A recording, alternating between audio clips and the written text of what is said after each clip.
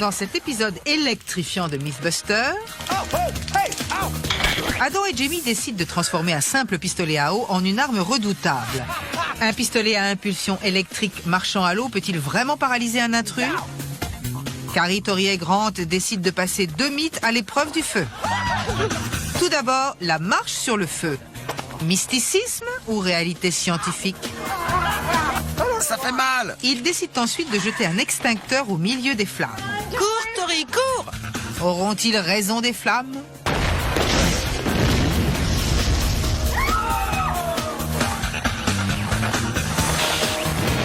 Qui sont les Mythbusters? Adam Savage À l'hélico! et Jamie Heineman. Quand vous avez un doute, en avant. À eux deux, ils ont plus de 30 ans d'expérience dans le domaine des effets spéciaux. Et voilà. À leur côté, Tori Bellecci, Qui va perdre ses dents aujourd'hui? Grant Imahara Un pas de géant pour les mythes. et Carrie Byron. J'étais super optimiste, mais là, je suis plus très sûre. Ils ne se contentent pas de recenser les mythes, ils les mettent à l'épreuve.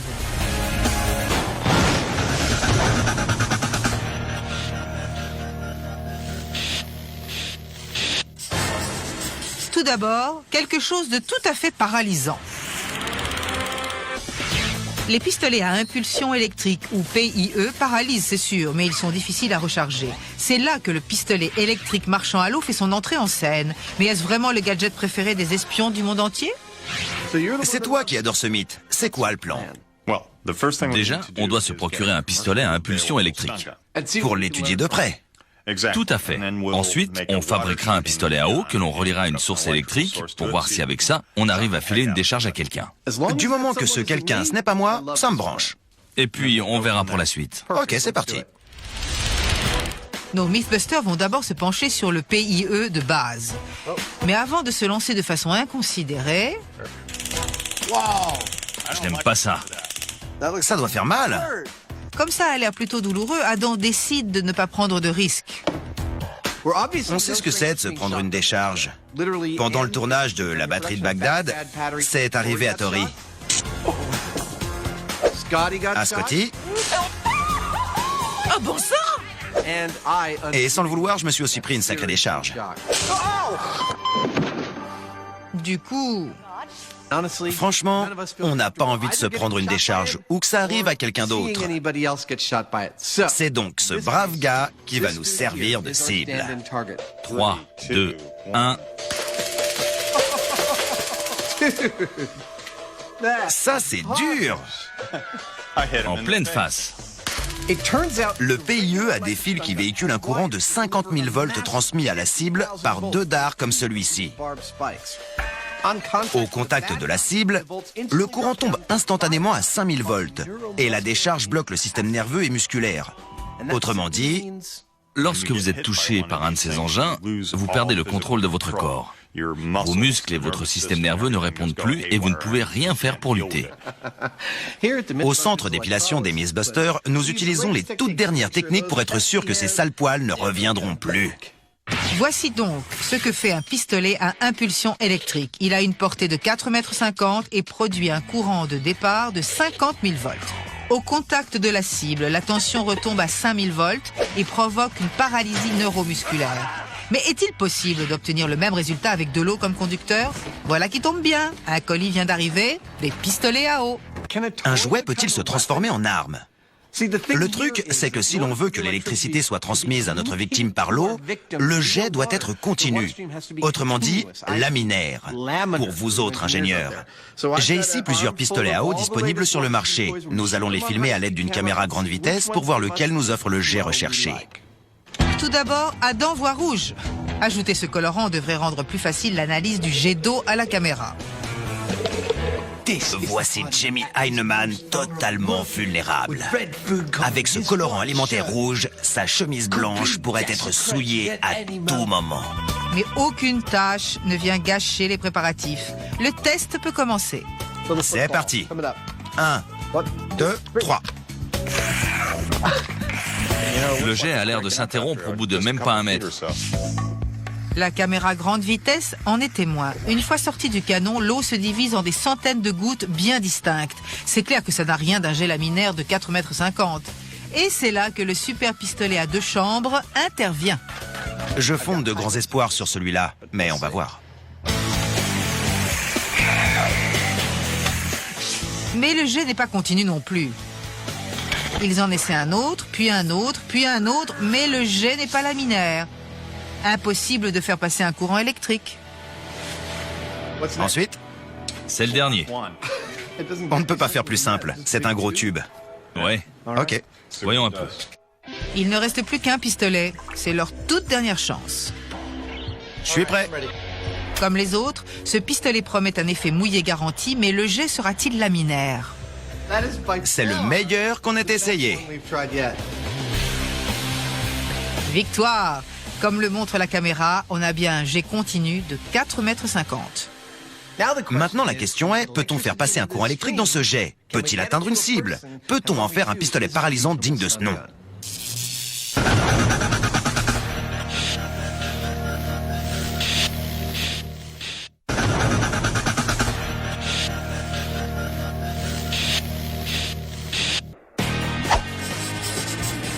Nous allons vous raconter la rencontre du feu et de l'extincteur. Si l'on en croit nos fans, le mythe est le suivant. Si l'on jette un extincteur au milieu du feu, la chaleur fait monter la pression dans le réservoir jusqu'à ce qu'il explose. Le contenu ignifugeant s'évacue et éteint les flammes. C'est vrai ça? Comment on va tester ça? Pour une fois, ce n'est pas bien dur. On va faire un feu géant et balancer l'extincteur au milieu des flammes. Ce mythe n'est pas très précis. On va donc tester 3 extincteurs les plus courants. Un extincteur à eau, à mousse et à gaz carbonique. T'es bien renseigné. Normal. Avant que l'équipe ne s'enflamme davantage, c'est Tori. Eh oui, Tori. Tori qui se charge de sécuriser l'expérience. Voilà ce qui va se passer. Je place l'extincteur ici, je relâche la sécurité et l'extincteur atterrit dans les flammes. Pour mon prochain tour, je vais disparaître dans les airs. J'agite ma baguette magique. Et abracadabra, les voici sur les lieux du délit. Nous sommes au Alameda Bomb Range et nous allons mettre à l'épreuve le mythe selon lequel, lorsque l'on place un extincteur au milieu des flammes, celui-ci explose et éteint l'incendie. Nos amis comptent faire passer l'épreuve du feu à 3 types d'extincteurs. Ce mythe est très général. Il ne dit pas quel type d'extincteur utiliser. On s'en est donc procuré plusieurs. Un à eau, un autre à gaz carbonique et un autre à mousse. L'un d'eux va peut-être marcher. Premier sur la liste, l'extincteur le plus courant, celui à CO2. Pour comprendre comment le dioxyde de carbone peut être utilisé comme ignifugeant, voici quelques principes de physique de base. Le feu a besoin de 3 choses pour brûler. De l'oxygène, du combustible et de la chaleur. Si l'un de ces éléments manque, tout tombe à l'eau. Et c'est comme ça que le dioxyde de carbone agit. Comme il est plus lourd que l'air, il couvre les flammes, remplace l'oxygène et le triangle magique est rompu. Mais si on balance un extincteur rempli de CO2 à haute pression, va-t-il exploser et éteindre les flammes? C'est l'extincteur qui est soumis à la pression la plus forte, 55 bars. Mais c'est celui qui risque le moins d'exploser car il a une soupape régulatrice de pression. Carrie est absolument convaincu que tout ça ne va pas faire d'étincelles. Je ne crois pas une seconde que l'extincteur puisse tomber dans le feu, exploser et du coup éteindre le feu. Mais en dépit des convictions de chacun, Grant et Carrie sont bien planqués dans le bunker alors que Tori, après avoir effectué les vérifications préalables, est paré pour le décollage. Prêt? Prêt? Cours, Tori, cours! Et il prend vite fait ses jambes à son cou. Tori a à peine le temps de reprendre son souffle. Je crois que ça siffle. La soupape a lâché. Ils peuvent toujours attendre que ça explose. La soupape a fait son boulot et 15 minutes plus tard, l'extincteur est vide. Cela met en évidence les mesures de sécurité qui ont été prises dans la fabrication de cet extincteur. En cas de surpression, quand la température augmente par exemple, La soupape permet au gaz de s'échapper en toute sécurité. En ce qui concerne l'extincteur à CO2, le mythe est bidon. Ne nous enflammons pas, Grant. Il reste encore 2 autres extincteurs à tester, celui à eau et celui à mousse. Et contrairement à celui à CO2, ils n'ont pas de soupape de sécurité.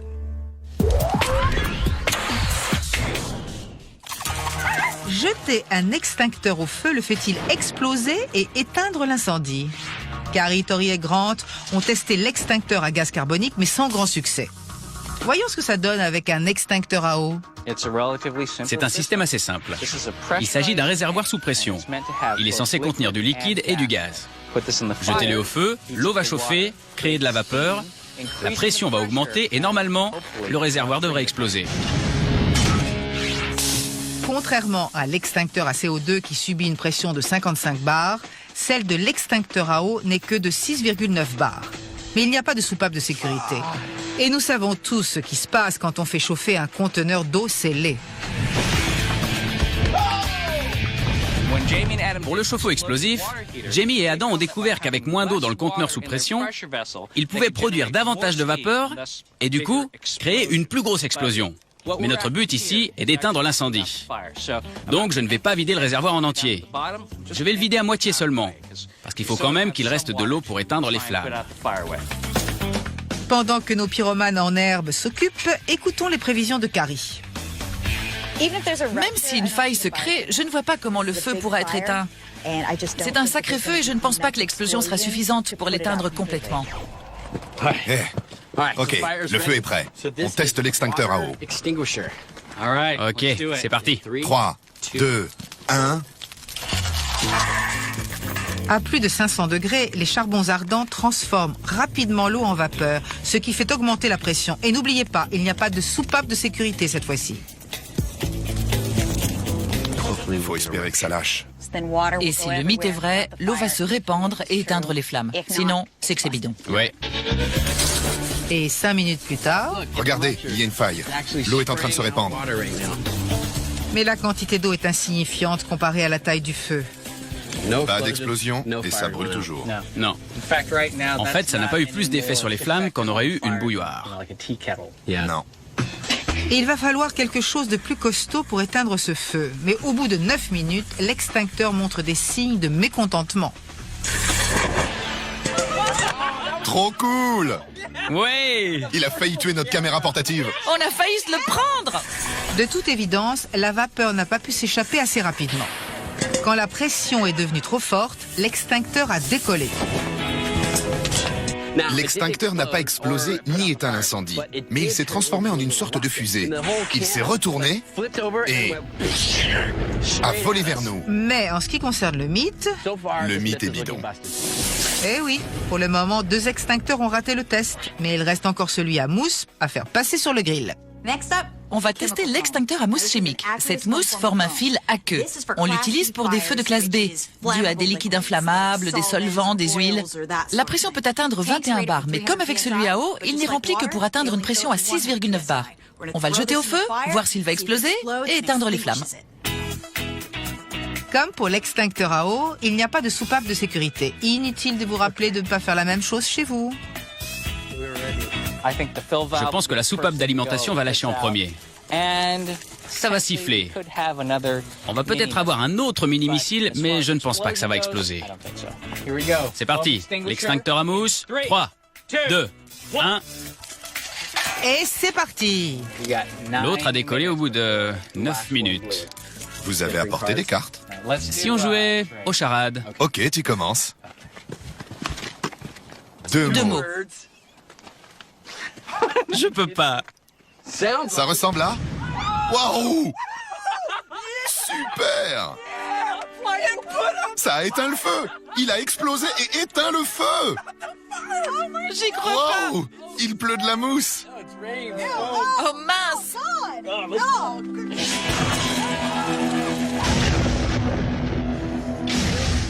L'extincteur à mousse a explosé et a mis la pâtée à ses flammes récalcitrantes. C'était d'enfer! Il est où? Je sais pas, mais ce qui est sûr, c'est qu'il a explosé et qu'il a éteint le feu, t'es pas d'accord? Ouais, il reste quelques braises, mais le mythe est plausible. Clairement. Regardez ça, ça a éteint l'incendie. Ce n'est peut-être pas le moyen le plus sûr d'éteindre un feu, mais ça marche. J'adore avoir tort. Je me suis complètement plantée. Je pensais qu'il n'allait rien se passer. Ce résultat est très excitant pour nous. Déjà parce qu'on ne s'y attendait pas, on s'était tous trompés. L'extincteur chimique a explosé. Le mythe est donc plausible. C'est sûr qu'il a éteint les flammes, mais pas exactement comme le mythe le disait. Ça a éteint le feu! Ce n'est pas la libération de l'inifugent qui a éteint les flammes. L'explosion a éparpillé le combustible dans toutes les directions. Du coup, nos amis ont une nouvelle idée. Ils prennent un nouvel extincteur à CO2 avec une pression de 55 bars. Mais attention, un détail va tout changer. Il n'y avait pas de soupape de sécurité sur l'extincteur à eau ou mousse, et c'était marrant. On va voir ce qui se passerait si, pour une raison ou pour une autre, il y avait un défaut dans le système. Que se passerait-il si la sécurité n'était pas là? Totalement inutile, mais très excitant. Les deux extincteurs n'étaient soumis qu'à une pression de 6,9 bars. Nos Mythbusters vont-ils réussir à éteindre un feu en retirant la sécurité de la soupape de sécurité d'un extincteur à CO2?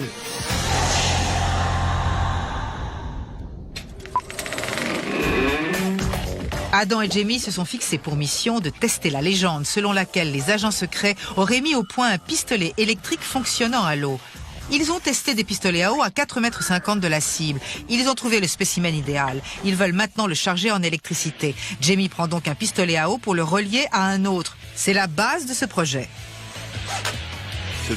Nous allons relier un pistolet électrique pour acheminer l'électricité.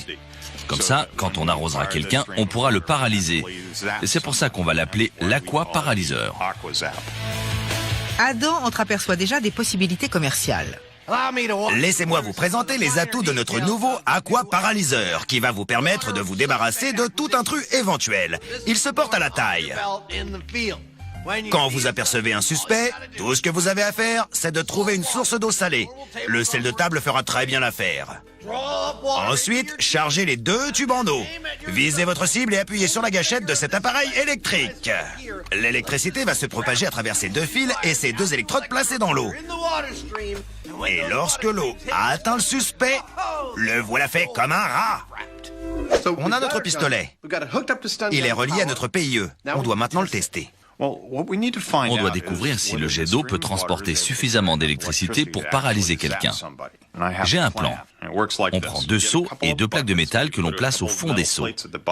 On les relie à un compteur. On balance de l'eau dans les seaux, l'électricité se propage jusqu'au compteur, on mesure le courant et on voit si ça suffit pour paralyser quelqu'un.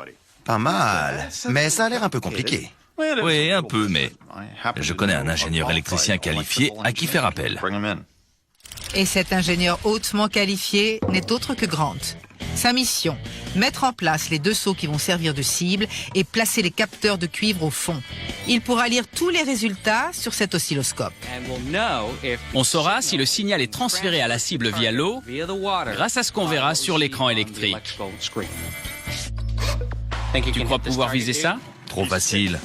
Tout est prêt et Jamie va armer l'arme aquatique. Il est temps qu'intervienne son acolyte sarcastique. On va retrouver cette chose à la ceinture de tous les officiers de police du pays d'ici 2 ans max. Ce machin va faire du bruit. Que la CIA prenne note. Voici peut-être le moment de vérité tant attendu. T'as eu quelque chose? Oui, j'ai quelque chose. Jamie a eu les capteurs en plein dans le mille, mais le détecteur a relevé des résultats douteux. Ce que ça dit, c'est que le courant n'est pas encore rentré en contact avec quelqu'un.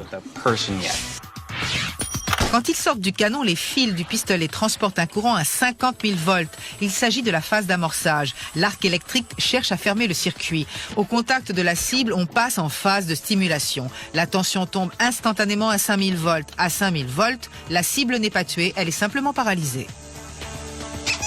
Pour le deuxième essai, le seau passe à la trappe et on le remplace par un mannequin en gel balistique. Vont-ils arriver à atteindre la phase de stimulation tant recherchée ? On a placé 2 écrans à l'intérieur du mannequin qui jouent le rôle de son cœur, s'il en avait un. Cela va nous permettre de mesurer la quantité exacte d'électricité que le pistolet à impulsion électrique envoie à votre cœur quand vous prenez une décharge. D'accord. Jamie est fin prêt à tirer à bout portant. 3, 2, 1... Mais même à cette distance, ça commence mal. On dirait qu'on entre dans la phase de stimulation, mais la tension est bien inférieure. Il atteint la phase de stimulation, mais la tension est si basse que ce pistolet ne paralyserait même pas une mouche. Le test du gel balistique a déjà montré ses limites. Cette fois-ci, Jamie retente le coup à 1,50 m. Vas-y. Mais c'est de mal en pis. Ce tracé montre que tu n'as jamais atteint la phase de stimulation. Mais on a obtenu un signal. Oui, mais on est encore dans la phase d'amorçage. Et ce n'est pas ce qu'on demande à un pistolet paralysant. Ce n'est pas ce qu'on veut si on cherche à paralyser quelqu'un. Et ça pourrait faire quoi? Potentiellement tuer quelqu'un. Je vois. Ouais. Dans l'ensemble, ça ne sent pas bon. L'après-midi a été longue et fatigante et les essais n'ont pas été concluants. On est passé d'une tension complètement insignifiante au risque de littéralement tuer quelqu'un. On galère grave avec ce mythe électrique. Ce que Adam veut dire, c'est que ça sent le roussi.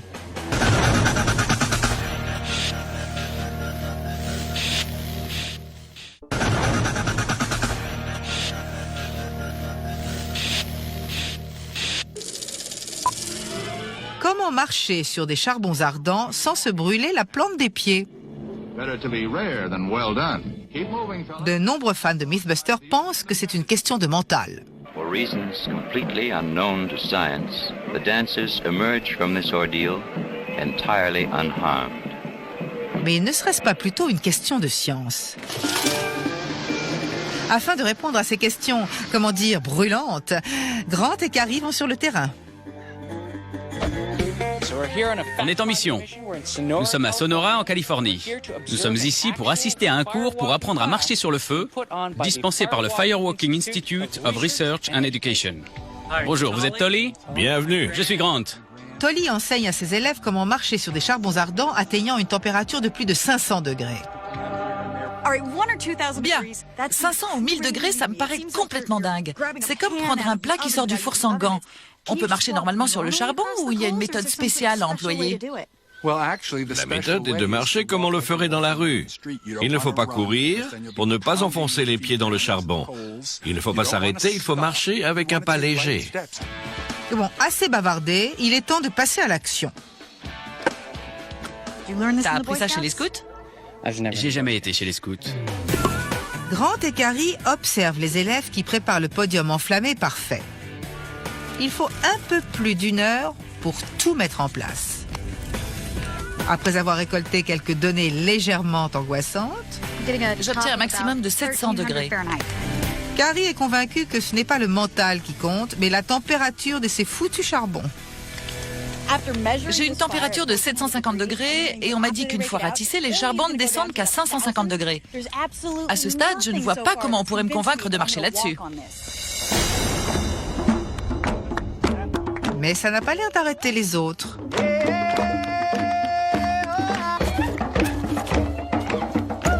Les élèves, très zen, glissent sur les charbons sans se faire le moindre mal. Mais avant que nos scientifiques s'essaient eux-mêmes à l'exercice, Grant, pour une fois, veut plus de données. Je les ai vus le faire, mais je veux une base scientifique plus solide avant d'y mettre le pied. Nous voici donc de retour à l'atelier où les expériences scientifiques peuvent commencer. Afin de découvrir quel niveau de chaleur atteint les pieds, Carrie fabrique un faux pied à partir de silicone résistant à la chaleur. Pendant ce temps, Tori prépare le feu, d'après les instructions de nos experts. Carrie et Grant ont fait des recherches. Ils ont appris comment construire un lit de charbons ardents. On va le faire sur le parking. On va poser 9 mètres de gazon pour ne pas abîmer le ciment. On va ensuite installer du bois sur 6 mètres. On va y mettre le feu, le laisser brûler et on va marcher dessus. Retrouvons Grant qui fabrique un détecteur censé mesurer le degré de brûlure des tenues de protection contre le feu. Il s'agit d'un calorimètre à bague de cuivre. Ce disque de cuivre a une taille et un poids précis. En se basant sur ses caractéristiques et son transfert de chaleur, on peut le relier à un thermocouple qui mesure la température. On va pouvoir prévoir s'il en risque une brûlure au premier, au deuxième, voire au troisième degré. Une fois reliées par un fil électrique, ces bagues de cuivre vont transmettre l'info à un ordinateur. Écoutons le discours scientifique de Grant. Marcher sur des charbons ardents est un mythe entouré de mystères depuis toujours. Et voilà. Nous allons lever le voile et voir ce qui se cache derrière grâce à la science. Formidable! Les capteurs étant placés dans la silicone et les faux pieds fixés sous les chaussures de Carrie, notre équipe est prête à marcher sur le feu. Je vais enfiler ces chaussures et marcher comme je l'ai vu faire. Je suis curieuse de voir quelle mesure on va obtenir. J'ai l'impression d'être Cendrillon. Après un petit conseil préventif, Si tu tombes dans les braises, Je pleure? protège ton visage avec tes mains. Tu peux mettre des gants si tu veux. les magnifiques chaussures de Carrie sont prêtes à arpenter le podium. Ok les amis, on est à plus de 500 degrés, comme avec les élèves de Tolly. T'es prête? Je vois ces charbons brûlés. Ok, c'est parti!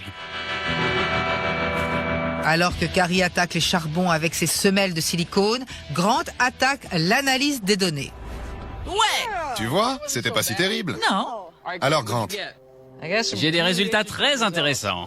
On va tout d'abord analyser les images recueillies par la caméra grande vitesse afin d'évaluer combien de temps le pied se trouve en contact avec les braises.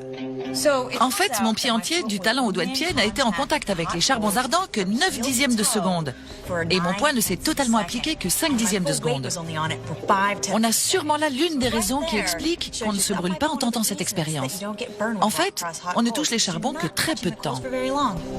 Et qu'en est-il de la température et du degré de brûlure? Ce qui est intéressant, c'est qu'a priori, on ne risque aucune brûlure, ni au premier, ni au deuxième ou au troisième degré si l'on marche normalement. Du moment qu'on avance, en théorie, on ne se brûle pas.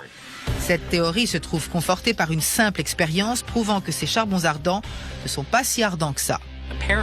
Apparemment, les charbons et les cendres isolent 4 fois mieux que le bois, en théorie. On devrait donc pouvoir saisir un de ces charbons qui d'un côté atteint presque 500 degrés, mais du côté recouvert de cendres a seulement une température de 150 degrés. Je devrais pouvoir le poser dans le creux de ma main sans me blesser. Et potentiellement allumer un feu. C'est parti. Même si le feu dégage une température de plus de 500 degrés dans l'air, la physique au point de contact est toute différente. Et voilà. Apparemment, lorsqu'un individu marche sur le feu, il ressent une basse température en raison de plusieurs éléments. Le contact est rapide, le charbon conduit mal la chaleur et la couche de cendre sert d'isolant. La théorie mystique et mythique, selon laquelle tout est dans le mental, commence sérieusement à prendre l'eau. Si l'on en croit la science, malgré des températures torrides, vos petits petons n'ont pas le temps de passer au grill. Mais il n'y a qu'une seule façon d'en être sûr. Maintenant qu'on sait qu'on ne risque pas de se brûler, on va devoir essayer nous-mêmes.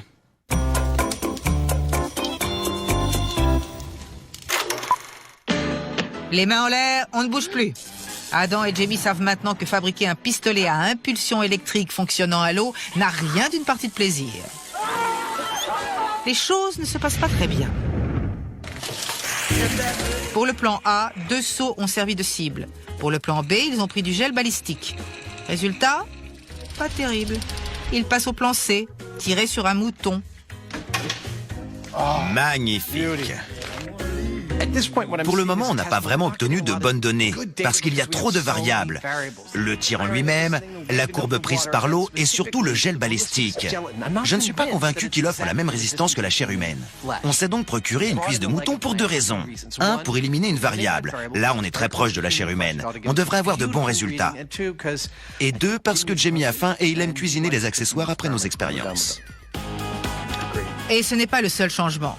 Afin d'atteindre les phases d'amorçage et de stimulation, ils vont enfermer l'eau dans des tubes de plastique. Le jet sera ainsi laminaire. Tester l'aquaparalyseur n'est pas facile, parce que c'est dur de contrôler la direction prise par l'eau. Elle peut facilement s'éparpiller. Lorsque l'on tire avec un pistolet à impulsion électrique, ce sont des fils qui sortent du canon. On n'a donc pas ce problème.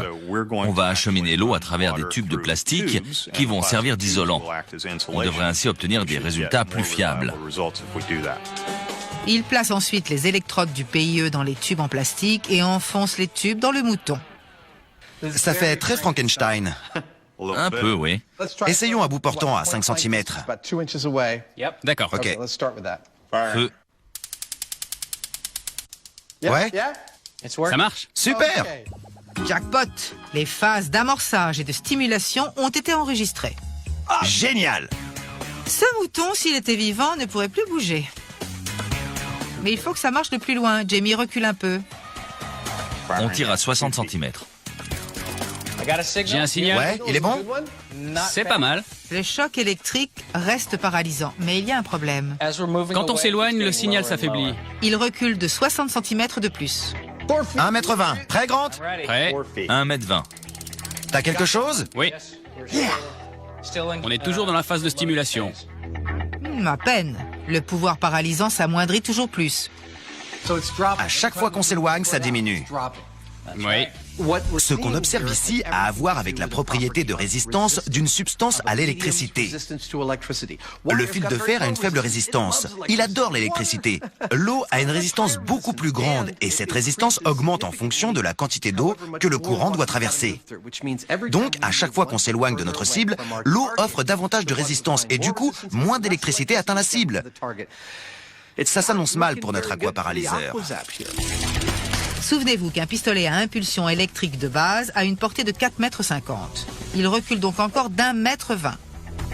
Feu, 2,40 m. Ça prend de plus en plus le chemin du gros flop. Ça commence à s'effondrer. Regarde le courant ici. Oui, ça suit encore plus ou moins la courbe. Mais ça commence à vaciller sérieusement. Conclusion, ça ne marche pas vraiment au-delà d'1,20 m. Et ça ne fait pas bien loin. C'est pas une distance optimale. Non. Adam et Jamie ont travaillé d'arrache-pied pour en arriver à ce résultat. Un échec cuisant. Mais c'est ça, le métier de chasseur de mythes.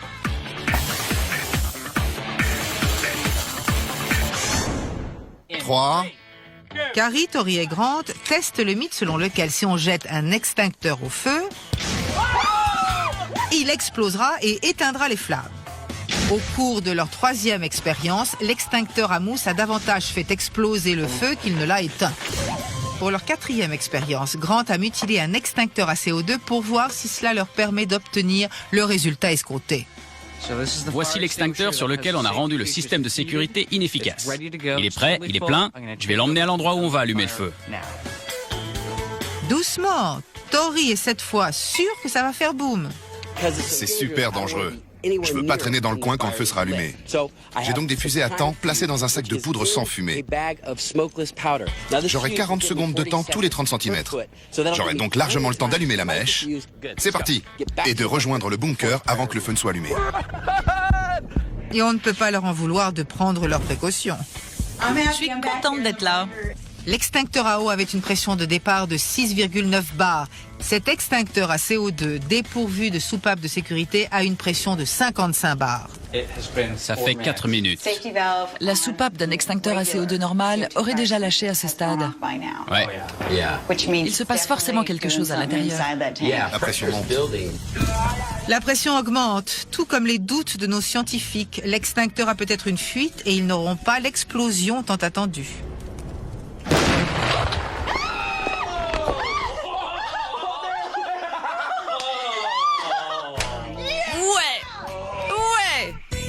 Peut-être que si. Et maintenant, tout le monde est content. Un bon feu, de bons amis. Paye ton feu! Et une explosion qui déchire. Vous avez vu jusqu'où l'extincteur a volé? Grâce à l'aide d'une caméra grande vitesse tout dernier cri et à l'analyse balistique, je dirais super loin. Regardez, c'est une bûche du feu! De la chaleur, un feu, que demander de plus? Mais qu'en est-il du mythe?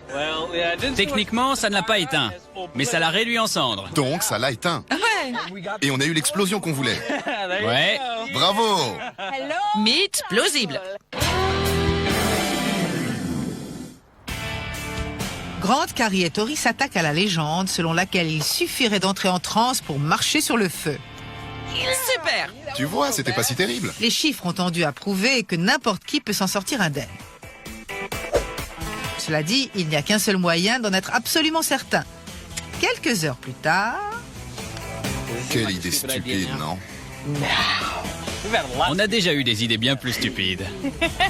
Voici le moment, tant attendu, peut-être pas tant que ça par Carrie, Tori et Grant. Ces charbons sont vraiment ardents. Prêt? Impossible de faire machine arrière. Vous avez peur? Non. Un peu.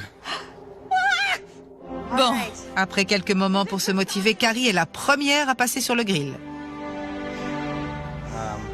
Musique. La vache. C'est un peu chaud quand même. Même si Carrie a eu une sacrée montée d'adrénaline, elle traverse le lit de charbons ardents sans problème et surtout sans brûlure. C'est faisable, c'est faisable.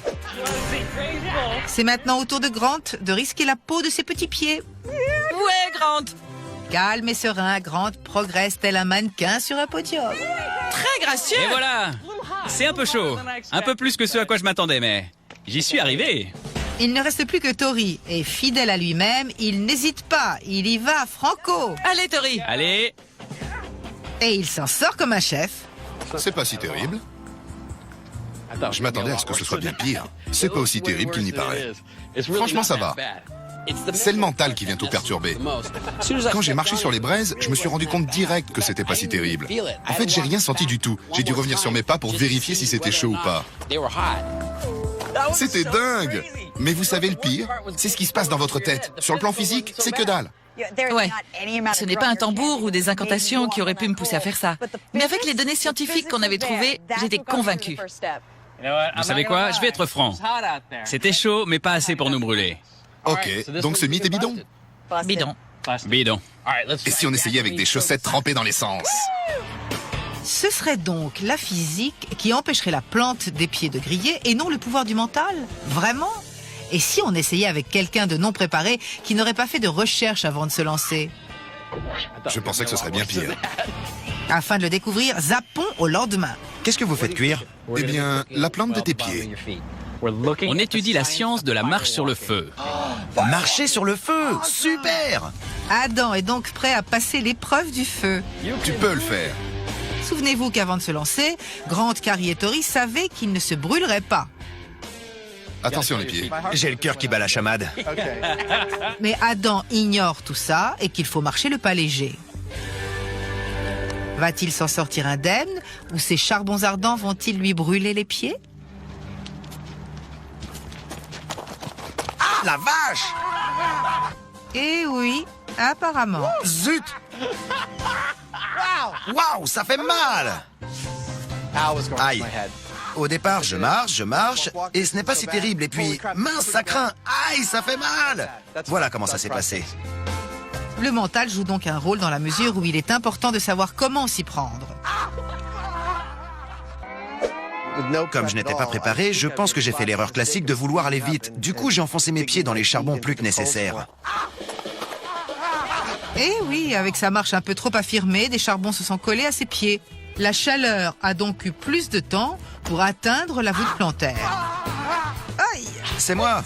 Adam passe un petit coup de fil à la maison pour annoncer la mauvaise nouvelle. J'ai marché sur des braises et je me suis cramé les pieds. Il est temps d'apporter la crème contre les brûlures et d'en finir avec ce mythe. Non, j'y crois pas. J'y serais arrivé si vous vous étiez mêlé de vos affaires. Ok, alors conclusion? Ce qui est clair, c'est qu'aucun d'entre nous n'a eu besoin d'entrer en transe pour marcher sur le feu. La science l'emporte. Bidon. Bidon. Ok, à plus. T'as rien. T'as raison, j'ai rien. Ciao!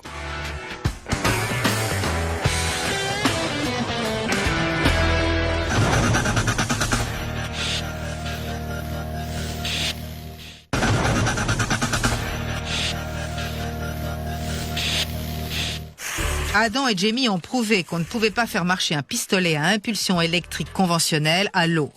Mais il en faut plus pour les abattre. Et ils décident d'utiliser les grands moyens afin d'obtenir des résultats. Jamie a dit qu'il voulait voir de vrais éclairs. Derrière moi, dans ce bâtiment a priori quelconque, l'attendent les éclairs de ses rêves. C'est ici que se trouve le Nevada Lightning Lab, un laboratoire d'éclairs, et Greg Lay. Il va donner naissance à des éclairs monstrueux rien que pour nous. Jamie va être drôlement content. Mais ça, c'est sûr. Cet endroit est le top du top mondial dans le domaine des éclairs. Salut Greg. Jamie. Voici le générateur d'éclairs de nos rêves. Ça vous dérange qu'on relie ce monstre à mon petit pistolet, histoire de voir ce qui se passe? On va voir ce qu'on peut faire. D'enfer. La bobine de Tesla de Greg va subir les tests de nos Mythbusters. C'est vraiment un appareil extraordinaire. Il y a plus d'1,5 km de fil, une montagne de condensateurs. Il produit des éclairs qui peuvent atteindre 1 million de volts et plus de 9 mètres. C'est de la folie. De la folie? Trop cool! C'est parti! Prêt? La bobine de Tesla réunit 2 bobines géantes de fil qui conduisent l'électricité. L'une charge l'autre, augmentant la tension de sortie jusqu'à atteindre 1 million de volts. Et puis, l'éclair se produit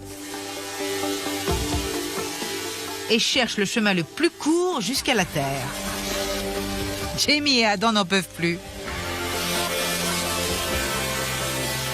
Mais ils ne sont pas là que pour apprécier le spectacle. Ils ont une mission à accomplir. Cet éclair est assez grand pour toi? Ouais. Allons paralyser les méchants. D'accord. Mannequin, tiens-toi prêt. Jamie va se placer en haut de la bobine. Il va viser droit sur le mannequin de gel balistique avec l'aquaparalyseur. 1 million de volts va-t-il donner un peu de punch au jet d'eau et faire sa fête à ce vilain mannequin? Jamie se met en position. Il pénètre à l'intérieur d'une bobine de Tesla pour la science. Croyez-le ou pas, mais Jamie est isolé et en sécurité. Voilà le condamné à mort. Ce n'est pas seulement une première pour Mythbusters, c'est une première mondiale. Peut-être parce que personne n'a jamais été assez fou pour tenter ça. On va tenter quelque chose de très intéressant. On va diriger un éclair à travers un jet d'eau. On va ainsi obtenir la quantité maximale d'électricité qu'il est possible d'obtenir avec un pistolet à eau. Et c'est très excitant tout ça. Greg met la bobine en route. C'est mon nouveau jouet préféré. Jamie vise C'est bon! et tire.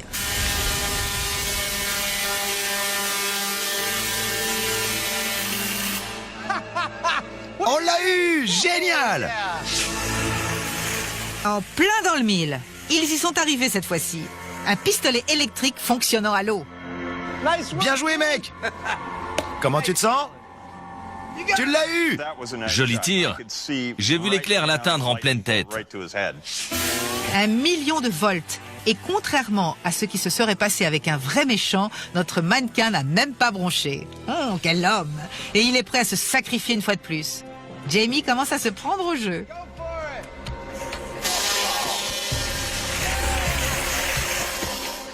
Super! Il est fait! Encore mieux! Cette fois-ci, l'électricité a littéralement voyagé à travers le jet d'eau pour atteindre le cerveau de notre méchant. 1 million de volts. Mais bon, il reste quand même un petit problème. Voilà ma conclusion. Il y a un intrus, vous voulez l'arrêter. Il vous suffit de prendre une grue, d'aller chercher votre bobine de Tesla de 5,50 m, vous prenez une échelle, vous montez à l'intérieur, vous prenez un pistolet à eau, vous le chargez, vous visez l'intrus, et voilà, il est neutralisé. Bref, c'est infaisable. Le mythe a été testé et nos scientifiques se sont bien amusés. Je dois avouer que j'avais fondé beaucoup d'espoir sur ce pistolet électrique fonctionnant à l'eau. Mais il faut reconnaître que ce mythe est bidon. Oui, c'est clair. C'est pas demain la veille qu'on va en trouver un à la ceinture d'un espion. Non, notre travail est terminé.